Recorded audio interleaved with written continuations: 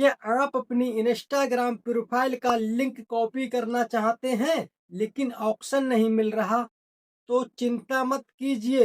इस वीडियो में मैं आपको सिर्फ 2 मिनट में इंस्टाग्राम प्रोफाइल का लिंक कॉपी करने का सबसे आसान तरीका स्टेप बाय स्टेप दिखाऊंगा। अपने मोबाइल में इंस्टाग्राम ऐप ओपन कीजिए।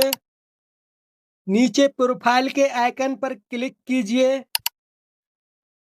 ऊपर की साइड में यहाँ पर आपको मिलेगा शेयर प्रोफाइल का ऑप्शन, यहाँ पे क्लिक कीजिए। दोस्तों आपको यहाँ मिलेगा कॉपी लिंक का ऑप्शन, यहाँ पे क्लिक करके अपने लिंक को कॉपी कर लीजिए। आपका लिंक कॉपी हो जाएगा। अब यहाँ से बैक आइए। अब अपने लिंक को आप जहाँ भी शेयर करना चाहते हैं वहां पर आप शेयर कर दीजिए। इस प्रकार से आपका लिंक शेयर हो जाएगा। देखा आपने कितना आसान है इंस्टाग्राम प्रोफाइल लिंक को कॉपी करना।